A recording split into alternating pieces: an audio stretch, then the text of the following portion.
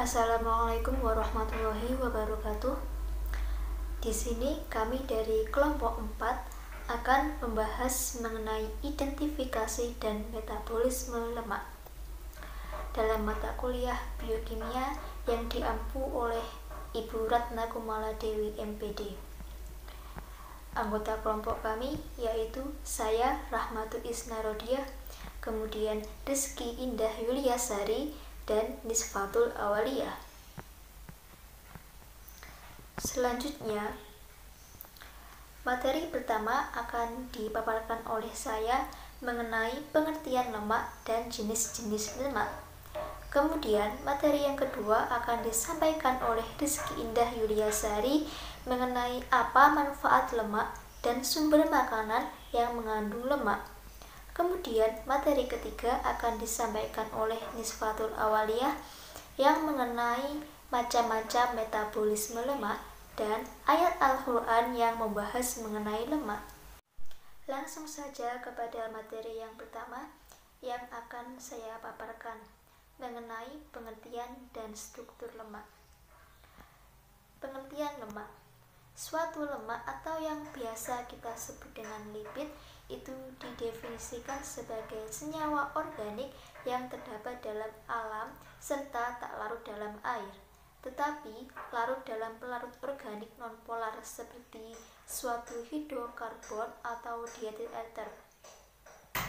Nah, di sini ada beberapa pengertian lemak atau lipid menurut beberapa ahli, antara lain lipid adalah komponen sel yang bersifat berminyak atau berlemak dan tidak larut di dalam air, yang dapat diekstrak dengan pelarut nonpolar.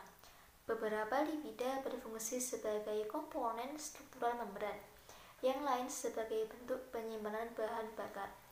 Dan ini menurut Lehninger. Kemudian, menurut Mayes tahun 2003, menjelaskan bahwa lipid itu adalah senyawa yang terdiri dari karbon dan hidrogen yang mempunyai sifat umum, tidak larut dalam air dan larut dalam pelarut bipolar. Kemudian ada juga menurut Budiarti dan Supriyanti tahun 2005 yang menyebutkan bahwa lipid itu merupakan salah satu kelompok senyawa organik yang terdapat dalam tubuh tumbuhan, hewan, atau manusia yang sangat berguna bagi kehidupan. Nah, di sini berdasarkan pengertian tersebut, lemak ini merupakan senyawa yang berisi karbon dan hidrogen yang tidak larut dalam air, tetapi larut dalam pelarut organik. Lemak ini suatu zat yang kaya akan energi yang berfungsi sebagai sumber energi yang utama untuk proses metabolisme tubuh. Nah, lemak ini beredar di dalam tubuh diperoleh dari dua sumber, yaitu dari makanan dan hasil produksi organ hati yang bisa disimpan di dalam sel-sel lemak sebagai cadangan energi. Nah, kemudian struktur lemak. Lemak ini merujuk pada sekelompok besar molekul-molekul alam yang terdiri atas unsur-unsur karbon, hidrogen, dan oksigen, meliputi asam lemak, malam, sterol, vitamin-vitamin yang larut di dalam lemak, contohnya vitamin A, vitamin D, vitamin E, dan K, termasuk monogliserida, digliserida, fosfolipid, glikolipid, terpenoid. Nah, struktur molekulnya lemak ini kaya akan rantai unsur karbon seperti CH2. Maka lemak mempunyai sifat hidrofob. Ini menjadi alasan yang menjelaskan sulitnya lemak untuk larut di dalam air. Lemak dapat larut hanya di larutan yang apolar atau organik seperti ether, kloroform, atau benzol. Nah, kemudian kita berlanjut ke jenis-jenis lemak. Nah, senyawa-senyawa yang termasuk lemak atau lipid ini dibagi dalam beberapa golongan. Nah, di sini Bloor membagi lipid dalam 3 golongan besar, yaitu lipid sederhana yang mencakup trigliserida dan lilin, kemudian lipid gabungan yang mencakup fosfolipid dan glikolipid, dan derivat lipid yang mencakup asam lemak, gliserol, dan sterol. Pada pembahasan pertama yaitu lipid sederhana yang mencakup lemak netral, yang di dalamnya ada monogliserida, digliserida, dan trigliserida. Nah, lemak netral ini adalah ester antara asam lemak dengan gliserol. Fungsi dasar dari lemak netral adalah sebagai simpanan energi berupa lemak atau minyak. Lemak netral terdiri atas monogliserida, digliserida, dan trigliserida. Setiap gliserol mungkin berikatan dengan 1, 2, atau 3 asam lemak yang tidak harus sama. Nah, jika gliserol berikatan dengan 1 asam lemak, itu disebut dengan monogliserida. Kemudian, jika berikatan dengan 2 asam lemak, disebut dengan digliserida. Dan jika berikatan dengan 3 asam lemak, dinamakan trigliserida. Yang tercantum dalam gambar tersebut. Kemudian, monogliserida ini disebut juga asil gliserol atau monoasil gliserol, yang merupakan kelompok gliserida yang terdiri dari satu molekul gliserol yang berikatan dengan asam lemak melalui ikatan esternya. Kemudian digliserida ini sangat berlimpah di membran biologis seperti trigliserida yang pernah ditemukan dalam membran. Digliserida ini paling umum ditemukan di membran fosfolipid, senyawa yang kelompok polar terdiri dari gugus fosfat bermuatan negatif terkait dengan senyawa polar lainnya, seperti koin organik dasar atau serin asam amino atau gula sederhana inositol. Kemudian berlanjut ke trigliserida yang merupakan cadangan energi penting dari sumber lipid. Nah, trigliserida ini merupakan sebuah gliserida atau ester dari gliserol dan 3 asam lemak, atau lebih tepatnya triasilgliserol atau triasilgliserida. Pada manusia, trigliserida terletak di adiposa lemak jaringan yang secara luas didistribusikan dalam tubuh. Trigliserida dihidrolisis dalam usus dan diserap sebagai asam lemak dan monogliserida. Nah, fungsi utama dari trigliserida adalah sebagai zat energi. Lemak disimpan di dalam tubuh dalam bentuk trigliserida. Apabila sel membutuhkan energi, enzim lipase dalam sel lemak akan mencegah trigliserida menjadi gliserol dan asam lemak, serta melepasnya ke dalam pembuluh darah oleh sel-sel yang membutuhkan komponen-komponen tersebut, kemudian dibakar dan menghasilkan energi, karbon dioksida, dan air. Kemudian bagian selanjutnya adalah ester asam lemak dengan alkohol. Ester antara asam lemak dengan alkohol ini membentuk malam atau lilin atau yang disebut dengan wax. Lilin ini tidak larut di dalam air dan sulit dihidrolisis. Lilin sering digunakan sebagai lapisan pelindung untuk kulit, rambut, dan lain-lain. Pada umumnya, asam lemaknya adalah palmiat, dan alkoholnya ini mempunyai atom C sebanyak 26 sampai dengan 34. Pada umumnya, malam merupakan ester asam lemah dengan alkohol aliphatik bermolekul besar, dan asamnya mempunyai jumlah karbon berkisar antara C25 sampai C35. Jika melihat definisi ini, maka dapat dikatakan bahwa proses terjadinya lilin merupakan suatu proses esterifikasi antara asam lemak dan alkohol yang berantai panjang. Kemudian lipid majemuk atau kompleks yang meliputi fosfolipid dan glikolipid. Fosfolipid. Nah, Fosfolipid ini adalah lipid yang mengandung gugus ester fosfat. Fosfolipid merupakan komponen lipid terbesar kedua setelah trigliserida, lemak, dan minyak pada tubuh hewan. Fosfolipid berbentuk lemak padat yang berwarna kuning dan sifatnya larut dalam larut lemak, selain aseton. Fosfolipid merupakan ester dari dua asam lemak, gliserol dan fosfat, yang membentuk struktur molekul terdiri dari bagian kepala dan ekor. Gliserol dan fosfat merupakan gugus kepala yang bersifat polar, sedangkan dua asam lemak membentuk dua ekor hidrokarbon hidrofobik yang nonpolar. Kemudian glikolipid. Glikolipid ini termasuk molekul-molekul lipid yang mengandung karbohidrat, biasanya pula sederhana seperti galaktosa atau glukosa. Salah satu contoh senyawa yang termasuk dalam golongan ini adalah cerebrosida.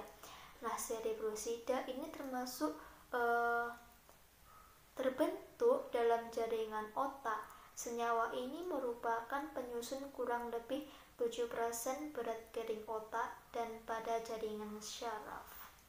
Akan tetapi, istilah glikolipid biasanya dipakai untuk lipid yang mengandung satuan gula, tetapi tidak mengandung fosfor. Glikolipid ini dapat diturunkan dari gliserol atau pimonise, dan glikolipid ini dapat diturunkan dari gliserol atau pimosinate dan sering dimakan gliserida atau sebagai sphingolipida. Kemudian jenis lipid yang ketiga adalah derivat lipid. Derivat lipid ini merupakan semua senyawa yang dihasilkan pada hidrolisis lipid sederhana dan lipid majemuk yang masih mempunyai sifat-sifat seperti lemak, sehingga derivat lipid dapat diklasifikasikan menjadi yang pertama adalah asam lemak. Asam lemak.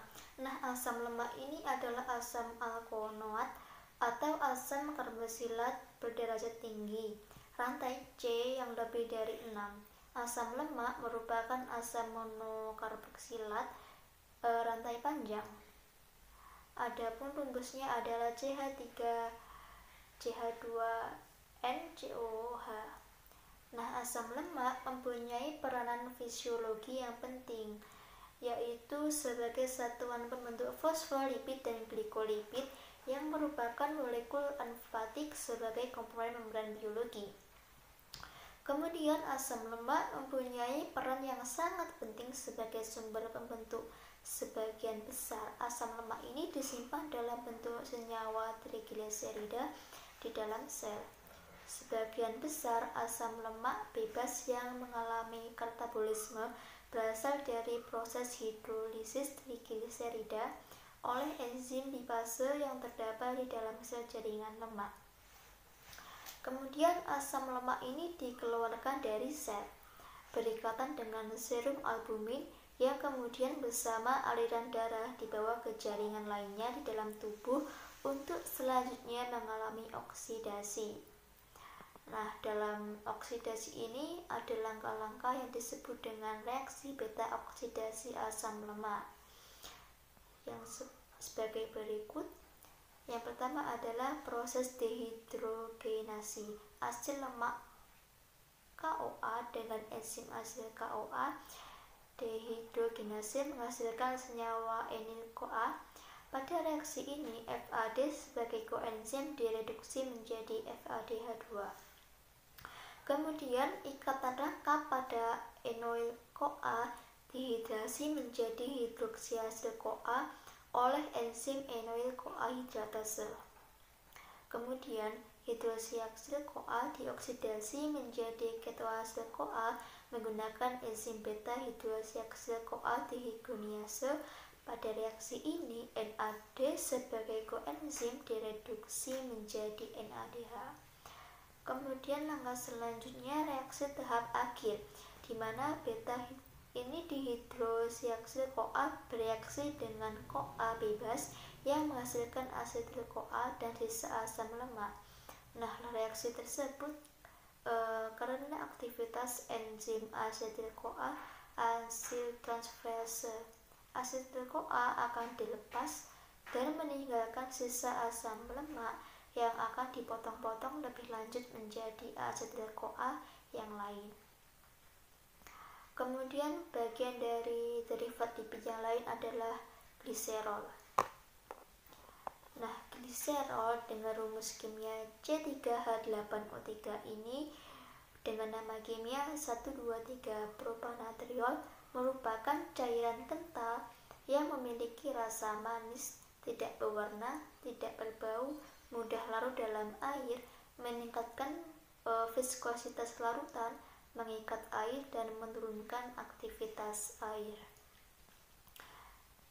Gliserol digunakan dalam sejumlah aplikasi industri, di industri farmasi, dalam kosmetik dan produk perawatan pribadi, dalam produksi resin, detergen, plastik, dan tembakau dan sebagai humektan dalam makanan.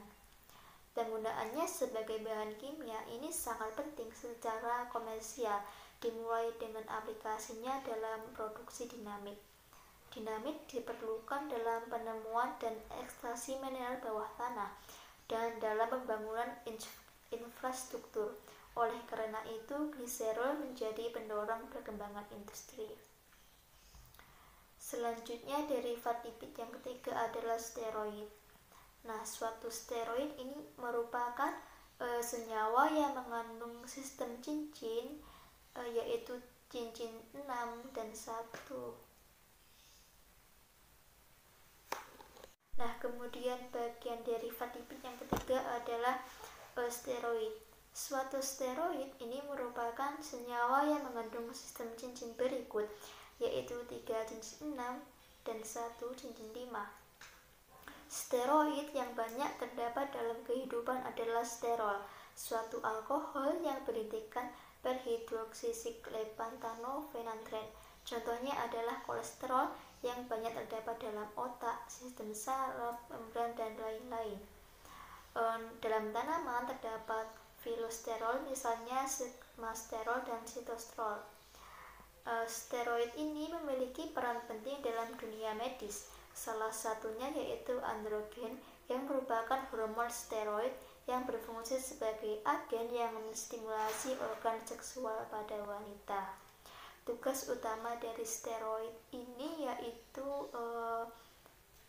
berperan dalam proses regulasi metabolisme seperti metabolisme energi, air, keseimbangan natrium, fungsi reproduksi, dan fungsi perilaku dan kognitif. Selain itu, senyawa steroid sintesis dalam jumlah besar secara struktural yang memiliki target spesifik telah menunjukkan aktivitasnya terdapat beberapa penyakit seperti kanker, gangguan hati, kardiovaskular, inflamasi, dan penyakit lainnya yang berhubungan dengan hormon steroid. Itu tadi pemaparan dari saya, kemudian akan dilanjutkan oleh Rizky Indah Yuliasari. Yang selanjutnya yakni manfaat lemak. Meskipun lemak sering dilihat sebagai zat yang bisa meningkatkan beberapa potensi penyakit yang buruk bagi tubuh, ternyata lemak juga menyimpan potensi yang baik. Tubuh kita selalu membutuhkan semua jenis lemak dalam kadar dan jumlah tertentu agar tubuh tetap sehat dan organ tubuh bisa menjalankan fungsinya dengan baik. Manfaat lemak yang pertama yakni lemak sebagai sumber energi. Setiap 1 gram lemak mengandung sekitar 9 kalori yang berguna untuk tubuh. Bahkan lemak melindungi kesehatan tubuh dan semua organ tubuh. Yang kedua yakni lemak sebagai sumber pertumbuhan sel. Tubuh kita memiliki banyak sel yang tidak bisa terhitung secara menyeluruh. Setiap sel diperlukan tubuh untuk membentuk tubuh yang sehat. Jika kita tidak memiliki sel yang sehat, maka tubuh dan organ tubuh akan terganggu atau terserang penyakit. Yang ketiga, lemak menunjang fungsi otak. Salah satu organ terpenting dalam tubuh kita yakni otak. Sel-sel pembangun yang sehat dapat mempengaruhi hubungan sel motorik dan sel otak. Di dalam sel otak dapat berkembang dan membentuk lapisan yang sehat dengan lemak. Secara khusus, lemak juga membantu tubuh agar bisa berpikir cepat sehingga lemak mempengaruhi kecerdasan otak. Yang keempat, yakni membantu penyerapan vitamin. Ada banyak vitamin yang dibutuhkan oleh tubuh. Salah satunya yakni vitamin yang memiliki sifat larut dalam lemak seperti vitamin A, D, E, juga K. Vitamin-vitamin ini memiliki peran khusus, seperti vitamin A yang berfungsi menjaga kesehatan mata, vitamin D membantu penyerapan kalsium, vitamin E untuk kesehatan kulit, dan vitamin K untuk menunjang proses pembekuan darah. Tanpa lemak, tubuh tidak bisa menyerap vitamin tersebut yang dihasilkan dari luar tubuh atau didapatkan dari makanan. Yang kelima, menunjang produksi hormon. Hormon diperlukan tubuh untuk mengatur sistem kerja organ tubuh serta sistem respon untuk tubuh.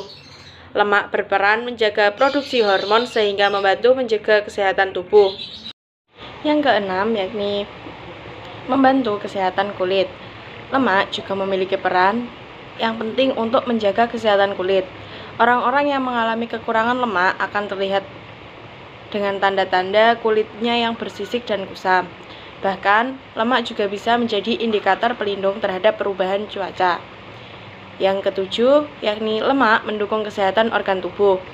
Lemak adalah salah satu zat penting untuk melindungi kesehatan beberapa organ tubuh seperti ginjal, hati, jantung, dan juga usus. Lemak akan melindungi beberapa organ tubuh tersebut agar tidak mudah terluka atau cedera. Lemak juga akan digunakan oleh organ tubuh untuk memberikan perlindungan khusus dan persediaan energi. Yang kedelapan, yakni mengontrol berat badan. Banyak orang berpikir bahwa lemak hanya akan meningkatkan berat badan. Namun ternyata lemak juga berfungsi untuk membantu tubuh untuk mendapatkan berat badan yang ideal. Yang kesembilan, mengurangi potensi penyakit. Salah satu jenis lemak yang berfungsi untuk melindungi tubuh agar tidak terkena penyakit tertentu seperti penyakit jantung dan stroke adalah jenis lemak tak jenuh ganda. Lemak ini banyak ditemukan dalam beberapa jenis kacang-kacangan, minyak zaitun, alpukat, dan juga biji-bijian. Lemak ini bermanfaat untuk menjaga kesehatan jantung, melindungi penyakit pembekuan darah, dan mendukung perkembangan fungsi otak. Yang ke-10, yakni lemak meningkatkan kesuburan. Lemak ternyata juga memiliki peran untuk membantu menjaga kesuburan wanita atau remaja yang masuk dalam usia subur dapat mendapatkan siklus menstruasi yang teratur daripada wanita yang mengalami masalah kekurangan lemak. Selanjutnya, yakni sumber makanan yang mengandung lemak. Lipid sederhana dalam bahan pangan mengandung jenis molekul trigliserida yang beragam, yang disebabkan oleh perbedaan asam lemak yang terikat pada struktur gliserol. Sifat fisik lemak atau minyak dan kemudahannya untuk teroksidasi akan ditentukan oleh jenis asam lemak penyusunnya. Berikut ini saya akan membahas mengenai minyak kedelai, minyak zaitun, jagung, kacang tanah yang mengandung titik lemak tidak jenuh 85-90%, minyak kelapa mengandung asam lemak tidak jenuh 91%, dan minyak sawit mengandung sekitar 50% asam lemak tidak jenuh dan 50% asam lemak jenuh dengan komposisi terbesarnya asam palmiat 44% dan asam oleat 39%. Perbedaan komposisi tersebut menjadi titik leleh dari sumber lemak minyak tersebut berbeda-beda. Untuk penjelasan selanjutnya bisa dilihat dalam makalah dan tabel yang telah tertera. Minyak jagung diperoleh dengan cara mengekstrak bagian lembaga. Sistem ekstraksi yang digunakan biasanya sistem press atau kombinasi sistem press dan pelarut menguap. Minyak jagung memiliki nilai gizi yang sangat tinggi, sekitar 280 kcal per ounce.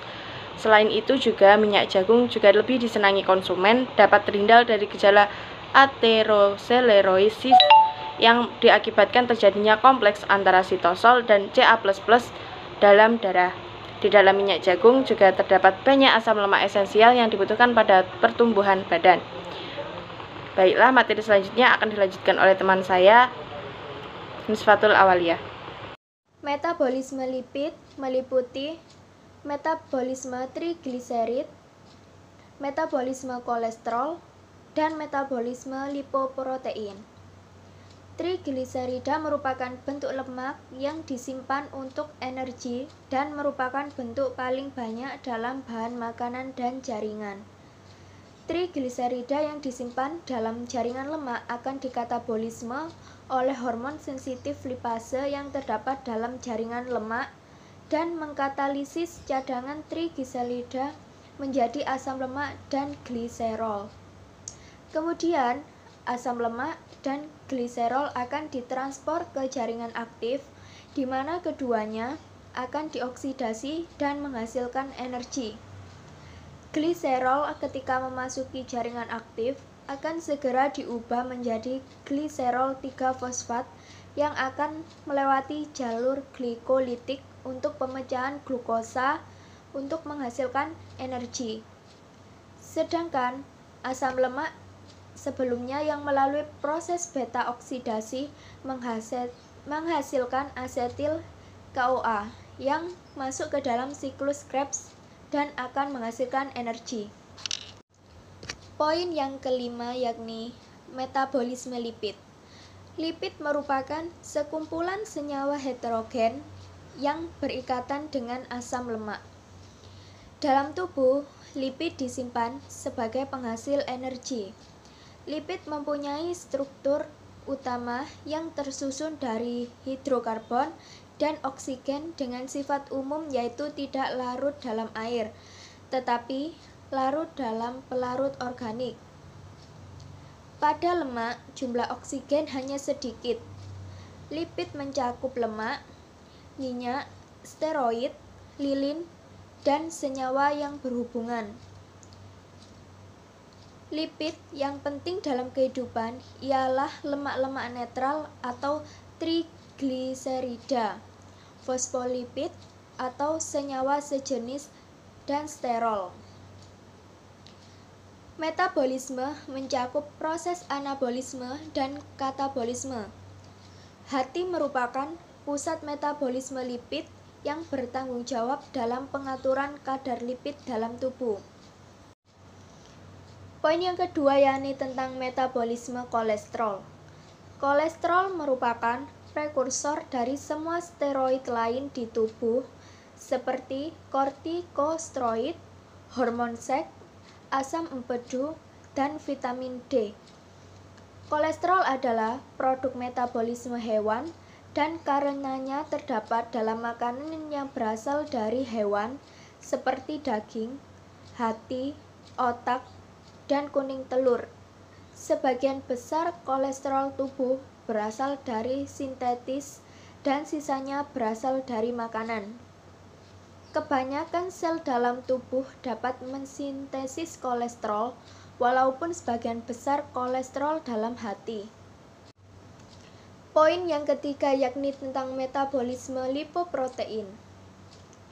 Kebanyakan lemak yang kita makan berupa trigliserida dan lemak ini diserap oleh dinding usus setelah dicerna di dalamnya oleh enzim lipase.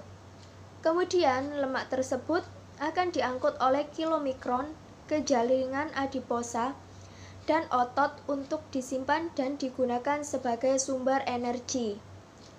Trigliserida dalam kilomikron oleh enzim lipoprotein lipase dengan aktivator ApoC2 dipecah menjadi asam lemak bebas dan gliserol yang kemudian dapat menembus membran sel jaringan adiposa dan otot, dan kemudian akan diresintesis kembali di dalamnya menjadi trigliserida. Selanjutnya, poin 2.6 yaitu ayat Al-Quran mengenai lipid. Ayat Al-Quran yang membahas mengenai lemak, salah satunya terdapat dalam Quran Surat Al-Mu'minun ayat 20 yang artinya, dan kami tumbuhkan pohon zaitun yang tumbuh dari gunung Sinai yang menghasilkan minyak dan bahan pembangkit selera bagi orang-orang yang makan. Zaitun merupakan makanan yang sehat.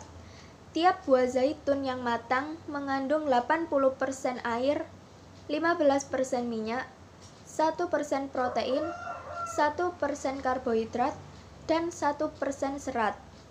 Jika buah zaitun diolah menjadi serat, maka kandungan asam lemak yang dimilikinya antara lain asam oleat atau omega 9 sebesar 79%, asam palmitrat atau asam lemak jenuh sebesar 11%, asam linoleat atau omega 6 sebesar 7%, asam stearat sebesar 2%, dan lain-lain sebesar 1%. Minyak zaitun mengandung vitamin E yang sangat dibutuhkan tubuh untuk menghentikan kerusakan sel-sel pemicu kanker. Selain itu, zaitun juga dapat meningkatkan metabolisme tubuh.